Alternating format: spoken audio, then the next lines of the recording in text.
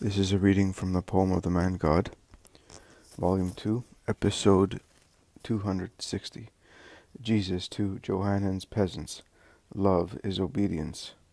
23rd of August, 1945. It is not yet daybreak. Jesus is standing in the middle of Doras's ruined orchard. Rows of withered or withering trees, many of which have already been felled or uprooted. Around him there are Doras and Johanan's peasants, and the apostles, some standing, some sitting on the felled trunks. Jesus begins to speak. Another day and another departure, and I am not the only one who is leaving. You are departing as well, if not materially, morally, as you are going to another master. You will thus be joined to other good and pious peasants, and you will form one family, in which you will be able to speak of God and of His Word without having to resort to subterfuges to do so. Sustain one another in your faith, help one another, bear one another's faults, and edify one another. That is love. And you heard from my apostles last night, although in different ways, that love is salvation. Simon Peter, with his simple, kind word, made you ponder how love changes your heavy nature into a supernatural nature, how a man without love may become corrupt and corrupting, like a slaughtered animal that is not cooked, or he may become useless like wood, rotten with water that will not burn in a fire, and how love makes a man live in the atmosphere of God, and thus he comes out of corruption and becomes useful to his neighbor. Because, believe me, my dear children, love is the greatest strength of the universe. I will never tire telling you. All the misfortunes on the earth come from lack of love, beginning from the death and diseases caused by the lack of love of Adam and Eve for the Most High Lord. Because love is obedience. He who does not obey is a rebel. He who is a rebel does not love him against whom he rebels. Where do other general or particular misfortunes come from, such as wars or the downfall of contending families? From selfishness, which is estrangement, and the ruin of welfare through God's punishment follows the downfall of families, because God sooner or later will strike him who lives without loving. I know that it is rumored here, and because of such rumor I am hated by some, looked at with fearful hearts by others, or invoked as a fresh punishment, or tolerated for fear of a punishment. I know that it is rumored here that it was my look that made these fields cursed. It was not my look, but the punished selfishness of an unjust and cruel man. If my eyes were to scorch the land of all those who hate me, very little green would be left in Palestine.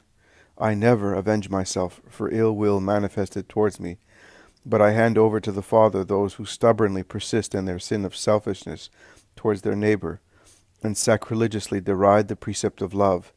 And the more one endeavors to persuade them to love by means of words and suitable deeds, the more cruel they become. I am always willing to raise my hand and say to a repentant soul, I absolve you, go in peace.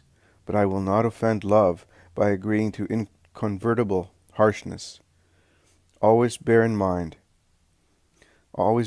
mind, to see things in the right light, and disprove tales which are always different from the truth, whether they are told out of veneration or angry fear. You are changing master, but you will not be leaving this land to take care which in its present state seems madness, and yet I say to you, do your duty on it. You have done it so far for fear of a cruel punishment. Do it also now, although you are aware that you will not be dealt with as in the past. Nay, I say to you, the more humanely you are treated, the more diligently and cheerfully you are to work, to return humanity through your work to those who grant you humanity.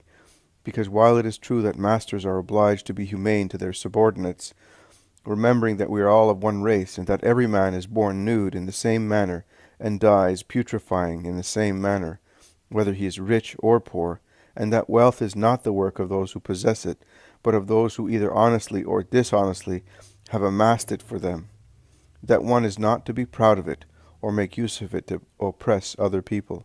Instead, one should use it with love, discretion, and justice, in order not to be looked at with severity by the true master, who is God, who cannot be bought or seduced by jewels or gold talents, but can be made our friend only through our good deeds, because while all that is true, it is also true that servants are obliged to be good to their masters. Do the will of God, who wants you in your humble condition, with simplicity and good will. You know the parable of Dives. You know that not gold, but virtue is rewarded in heaven. Virtue and submission to the will of God make God the friend of man. I know that it is very difficult to be able to always see God through the deeds of men.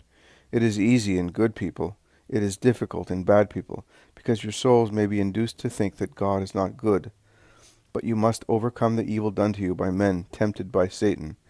And beyond that barrier that costs so many tears, you must see the truth of sorrow and its beauty. Sorrow comes from evil, but as God cannot abolish it, as the power of evil exists, and that is the assay of the spiritual gold of the children of God, he compels it to extract from its poison the juice of a medicine which gives you eternal life.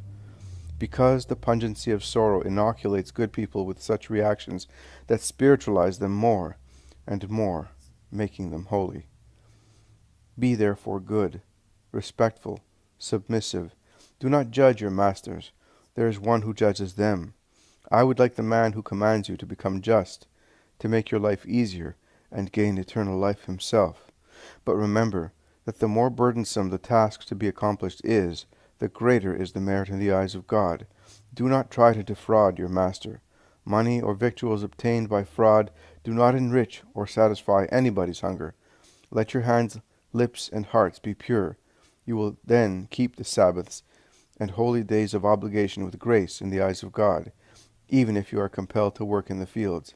I solemnly tell you that your labor will be worth more than the hypocritical prayer of those who go to fulfill their duty to be praised by the world, because in actual fact they infringe the precept by disobeying the law that prescribes that each man and all the members of his family are to keep the Sabbath and festivals of Israel for their own sake, because prayer does not consist in actions, but in sentiments. And if your hearts love God in a holy manner, they will celebrate the rites of the Sabbath and festivals which other people prevent you from keeping, better than they do, and under every circumstance. I bless you, and I will now leave you, because the sun is rising, and I want to be on the hills before the heat of the day. We shall meet again soon, because autumn is not far. Peace be with you all, both the new and the old servants of Johanan, and may your hearts be serene. And Jesus sets out, passing through the peasants, and blessing them one by one. Behind a large withered apple tree there is a man, half hidden. But when Jesus is about to pass by, pretending he has not seen him, the man jumps out and says, I am Johanan's steward.